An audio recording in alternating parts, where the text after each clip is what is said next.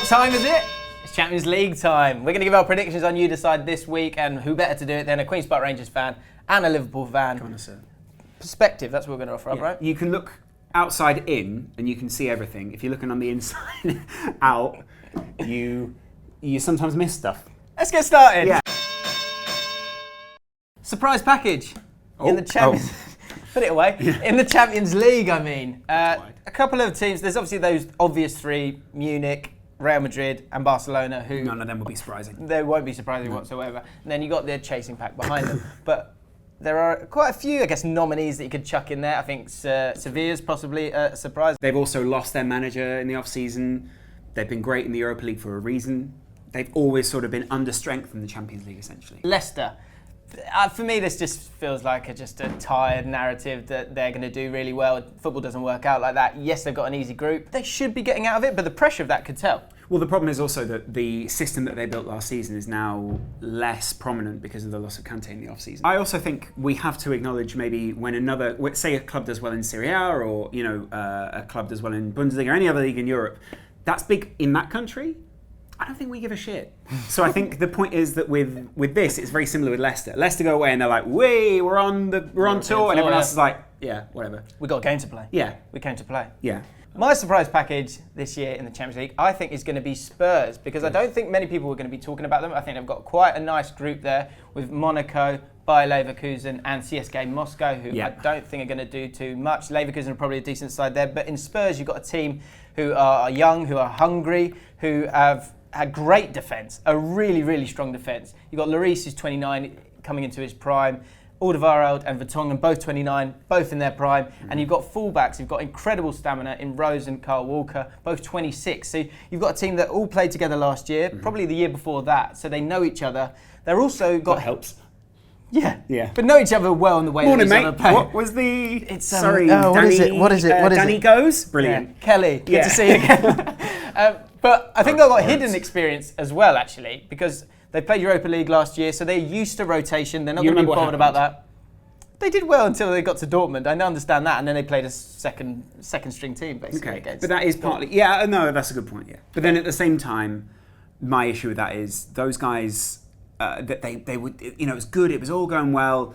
Every now and again, Pochettino gets caught out in a game. They're also going to be playing at Wembley, which I actually think will be a good thing. Yeah. It's going to be a good thing. 80,000 for their first game, which is a record for a British team. I think some teams might struggle with the pressure of that. I think Spurs fans are going to relish that. And I also think... all the tiers as well. They've opened up every tier for that. Incredibly well. That's almost as many as went to the Wembley Cup. Very true. My interesting surprise package is Dortmund, all the way from Bundesliga. That's in Germany, right? I think, yes. I also think that some people would say, I think some people would say that's not a surprise package, Laurence. We know how good Dortmund are. That's not a surprise package, Laurence. We know how good they are. I'm glad you said that, because they've lost some key figures, right? They've lost Hummels, who is a really big part of their defence. They've also gained a few players. Goetze, Schürrle. So in the attack, that's a very strong attack, and they've got a peak Aubameyang. Inform Aubameyang. Well, that's a big thing, isn't it? I guess with Aubameyang is that look like Man City might nick him as well, but it hasn't happened, which gives him a decent side. Schürrle, you know what you're going to get with him. Yeah. I think he'll be great. He's with 10. It's chipping with 10 goals. But I agree. Not in the Champions League, but in general. But I think that's what you're looking for from a player like Schürrle. And I also think the problem again with Dortmund is maybe equivalent to the one of Spurs. It's consistency. So that sometimes that system can come up against a system which is almost better suited to going against it. And so they fail in that area. I think they have a group that's possible to finish first or second in. Real Madrid are the big team in that group. And Sporting and Legia Warsaw, who are a scary side, not least because their fans can be a little aggressive. It's a away trip. Yeah. No, but they are. It's a very, especially against a German team, it's a very aggressive atmosphere to go into. Right.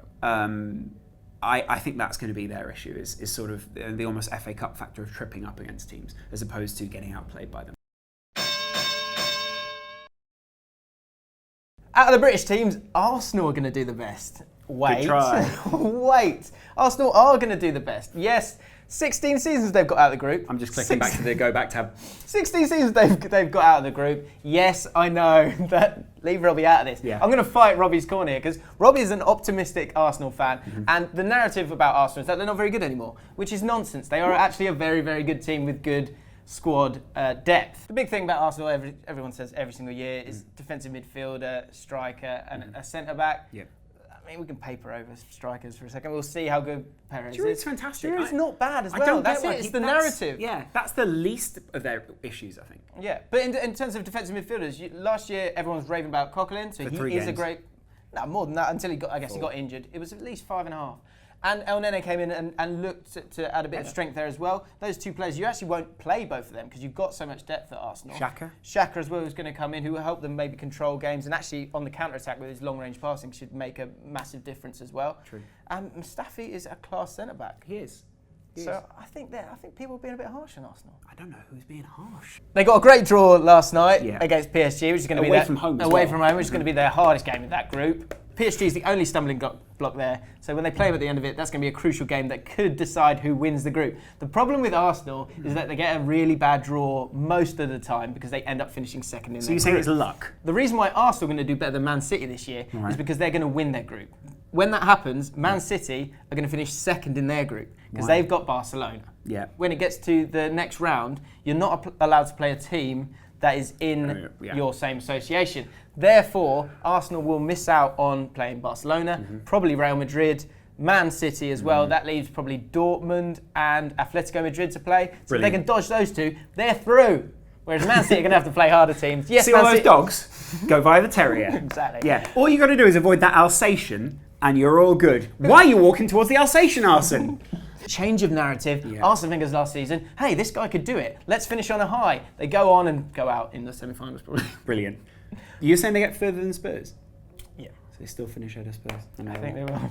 Brilliant. I'm going to choose Man City. You know, I've already told you they're finishing second in their group. Right? Yeah, Okay. and that's fine, right? Good. Because do you know who else in their group? Barcelona. Brave Celtic. Brave Celtic. Brave Celtic, right? They are brave, aren't they? In the Champions League, they're brave. In the SBL, they're bullies. Especially In the against Champions League, brave. away from home, they're brave Celtic. What I'm saying is with Man City, where they finish first or second, Pep Guardiola has the tools at his disposal to get through. He's made so much of Aguero. Kevin De Bruyne is reinvigorated under him and has changed the way that he plays. Not only that, but you've got the Silva with him as a combination. You've got a great sitting central midfielder. And I think that essentially when Bravo manages to get a Bravo with that back line and essentially Stones actually listens to a goalkeeper's call, then everything will be fine. And it'll all be fine. Yeah. One problem you've got is Aguero gets injured very easily. Yeah. After that, we've got Iheanacho, who I know is a very good player, but Not a that's problem, mate.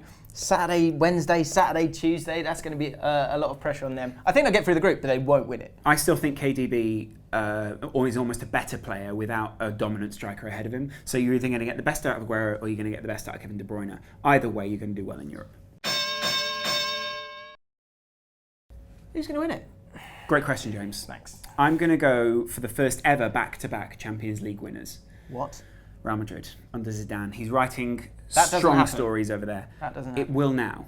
Adidas will go crazy. Yeah. They're going to love that. And I think the reason is the strength of that front line. And also the system at the moment, I think they're so dominant in La Liga. I think they're dominant ahead of the likes of Barcelona. Not only that, but if you need to bring in their left back, their right back, you need to bring someone up from central midfield into the move, which very often they do, then if anyone's saying, well, you're going to overload the box with all those guys, sure, you've got Toni Kroos just sitting behind that, fine. Very strong in terms of goals. You can throw stats out about them all day. What you need to know is they score a lot of them, and they're very dominant. That's the key thing. Yeah, the key thing's is takeaway. they score a lot. Arguably, their biggest weakness is the centre-back pairing Yeah. that you can get at those guys. Then you can always rely on the fact that Ronaldo's going to score more, or Bale's going to score more, or Benzema's going to score more. Yeah, okay, they won the Champions League, but are they... They're not going to get as easy a ride through, are they, surely? And, I don't think are they so. any better than last year, do you think? I think in many ways they're better, but not in terms of big players they've signed. They've signed Vasquez and Asensio in the off-season, which isn't going to upset that dynamic too much. But this is Zidane's first full season. It's a season where now the players know what he wants them to consistently do in every game. They seem to be with him in that sense. They seem to realise that if they go down the Zidane route, then all of them will achieve together. Ronaldo's essentially coming towards the end of his powers. I think a lot of people are seeing that. Very often I find myself comparing to Ronaldo. Yeah, to Ronaldo. How's that going? Very often, fantastically. Very often I find myself comparing Ronaldo and Michael Jordan. And in many ways, I think Ronaldo's story is very similar to the Jordan story at the Bulls. And Ronaldo finds himself coming towards the end of his powers now, and what he realises he has to surround himself with people who are going to make him a better player and make them better players.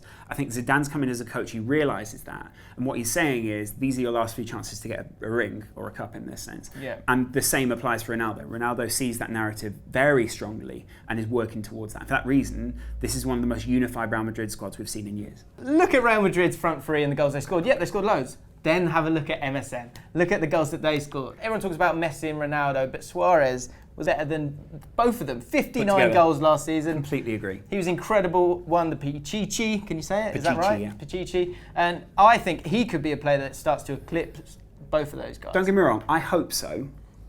I just think that they'll come up against someone who will outthink them as a side. And then you look at the midfield. The midfield is incredible. We've got Busquets, who's won everything, and he's only 28. He's so, not even underrated, but he's just unseen. Was it Vicente Del Bosque said, if you watch the game, you won't see Busquets. If you watch Busquets, you'll see the game. Brilliant. Beautiful. Iniesta's still got it. Rakitic is still class. Thuram might not even start, and he's a great player. Then you go back to the defence. PK is at the PK of his powers. You've got Umtiti, who's going to be, well, I think he probably is world class already, but he's going to be even more world class as the years go on. Good. The one weakness may be right back. Which is? Why? Sergi Roberto, or you've got Alex Vidal, who's going to play there. Alves left to go to Juventus. That is the one gap there where they might struggle a little bit this year. But Ter Stegen in goal, obviously, maybe the best goalkeeper in Europe, second to Manuel Neuer. Possibly, very possibly. But look, it's Champions League, so you never know who's going to do it. But for me, they are the best team in the world. They are. Just because you're the best team in the world doesn't mean you're going to win the Champions League. I know that. And I still think that their system will be outthought at some point. It doesn't seem very evident until you see them playing certain games where they're completely outthought by another manager, and then they don't seem to have some answers. Or there's games where it just doesn't go in for them. Yeah, I think they get frustrated in certain games, and a team that's obviously done that against them a couple of times, Atletico Madrid, who, they might be able to do it again. They've strengthened as well. And that's becoming more prominent in Europe, that sort of pressing, hustle the other side of the ball game. And I understand that essentially that's why Barcelona diversified that front three, to get Neymar, Suarez and Messi in there, to be able to make them a little bit more adaptable. They're fantastic, but there are times where you see another side outthink the team, the players behind them, and you negate what goes on. And no matter how deep those three drop, you're still going to have issues. Okay, so we've given our predictions. Who knows if they're going to be right or not? Let us know in the comments below what you think. Yeah, you would like to hear, wouldn't you? Yep. Lozcast will be commenting down below. Yep. I'll be commenting under the guise of Ball Street. Good. And make sure you go watch Talking Balls, which is out every single Friday. You call me Sarky on that. Sarky? You saying you're not Sarky? Oh no. Very good. Yeah. We'll be back next week for more You Decide. Make sure you subscribe to Ball Street, and until then, goodbye. He's already gone. Not really. No, it was a joke. It's just a joke. More sarcasm, but physical.